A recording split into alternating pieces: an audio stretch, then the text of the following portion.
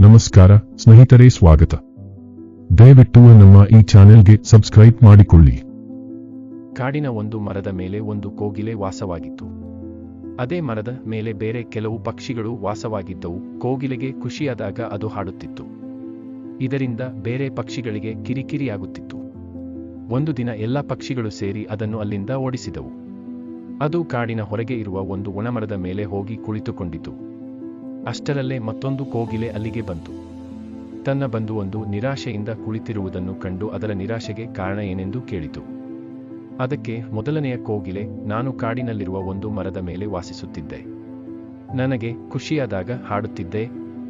ಒಂದು ದಿನ ಆ ಮರದ ಮೇಲೆ ವಾಸವಾಗಿದ್ದ ಬೇರೆ ಪಕ್ಷಿಗಳು ನೀನೇಕೆ ಹಾಡುವಿ ಎಂದು ಕೇಳಿದವು.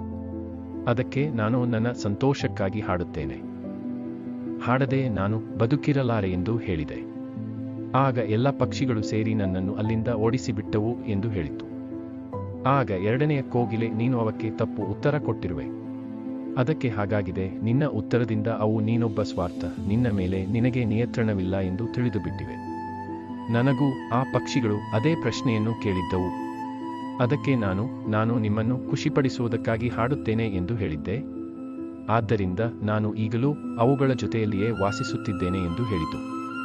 ನಾವು ಆಡುವ ಮಾತು ತುಂಬಾ ಜಾಣ್ಮೆಯಿಂದ ಕೂಡಿರಬೇಕು. ಆದ್ದರಿಂದಲೇ ಮಾತು ಬಲ್ಲವನಿಗೆ ಜಗಳವಿಲ್ಲ, ಊಟ ಬಲ್ಲವನಿಗೆ ರೋಗವಿಲ್ಲ ಎಂದು ಹಿರಿಯರು ಹೇಳಿರುವುದು.